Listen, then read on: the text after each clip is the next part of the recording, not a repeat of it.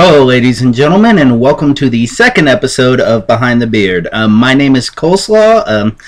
Obviously, the first video was a pretty big success. I got a good amount of views, pretty much mostly positive response, so I'd like to take this time to thank anybody that watched it. If there's anybody that happened to miss it, I'm going to leave a link to it in the D box down there. Definitely check that out. I especially want to take this chance to thank a local Texas band by the name of Written in Blood. They're a deathcore band along the lines of Suicide Silence, Pending Doom, the Acacia Strain. They're definitely sick as hell. If you love that music, I'm going to leave a link to their Facebook in my D box. They got a couple of songs on there. Check them out. Like them. I think they got a link for getting information on tour dates and all that. That's Written in Blood in the D box.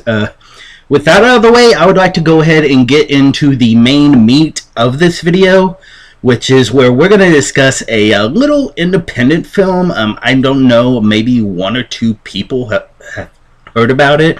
It's called The Green Lantern. It's the #1 film in America right now, and it is also the recipient of some of the funniest review response I have ever seen. I've seen some divisive review movies before. There's a lot that it's either I love it or hate it, but the difference in this one between the people who love it and the people who hate it is just one of the most miraculous things I've ever seen. Before I get into this, I just want to kind of give an idea of my background in reference to the Green Lantern. I really became interested in him about 2 years ago. I was working at a call center. We would get bored on weekends, so this one coworker I worked with named Terry, hi Terry, would always bring comics in, and one of the ones he gave me was the Jeff Johns written version of Green Lantern. He's the one that up to this point, as far as I know, has been writing the comic. He did the lead-in to the War of the Lanterns, which gave us the, besides the green and the yellow lanterns we already had from the Silver Age days, also gave us the blue lanterns, the sapphires, and the red lanterns, and obviously when we get into Blackest Night, we have the black lanterns. I was blown away by these comics.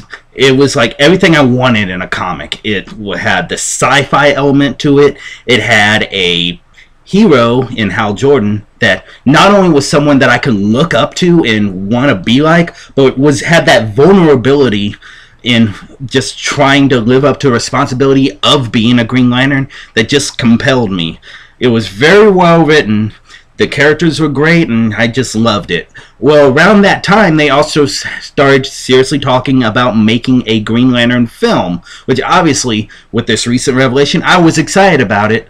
They announced Ryan Reynolds was going to be playing Hal Jordan, which, I'm going to be completely honest, while I loved Van Wilder, the original one, anything else he's been in, for the most part, has been a love-hate relationship. And I've just kind of been put off by them, so I have had no idea what to expect when I went into this film, but boy was I pleasantly surprised. To me, Ryan Reynolds knocked it out of the park with Hal Jordan. It's not quite what Robert Downey Jr. did with Tony Stark in the Iron Man films, but still, he represented the character very well to where I had very few complaints. To me, this film was a labor of love. You got the idea that the people who did it were fans of the Green Lantern. They read the comics. They threw some elements of the Silver Age into there, but mostly stuff with the Jeff Johns stuff, which what I was familiar with.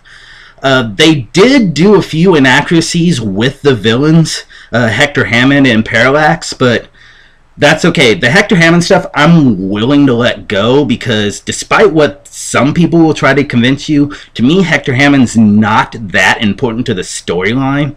And especially considering that at this point in the comics, he's just a giant head, and all I could see them doing, if they hadn't killed him off, was every movie wheeling him out and him going, "Hello, how you doing?" and then wheeling him back, which is something I'm not too worried about.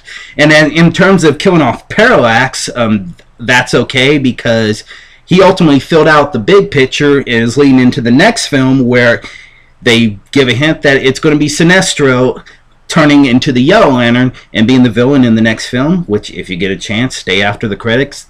It looks really cool. Overall, I like that they didn't overdo the bounds. They left that room for a sequel.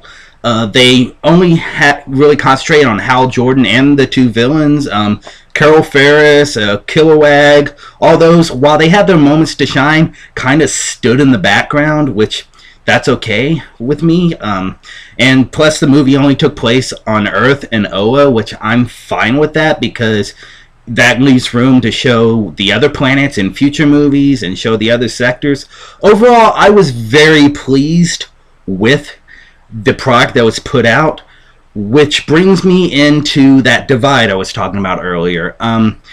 Like I said, I've seen movies with divides before, to where they're love-hate, and a lot of times it comes from different cross-sections, like people in the comments like, oh, this didn't fit in, or people from mainstream, oh, I love this, and it's like just all mixed up together.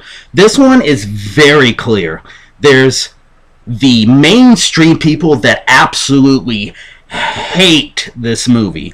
They do not like it. They do not want anyone to go see it. They do not like it. And then there's the comic book fanboys, the Green Lantern fanboys, and children that love this film. Obviously, I am on this side, so I'm going to try to look on the other side, try to figure out why they do things. Just get this off the top. I'm not one of those that's going to say your opinion is wrong. I wouldn't want you saying that to me. I'm going to return that respect and not say that to you.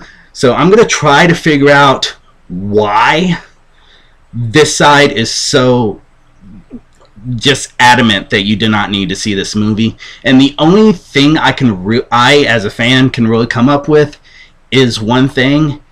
Just go with me on this. It's The Dark Knight.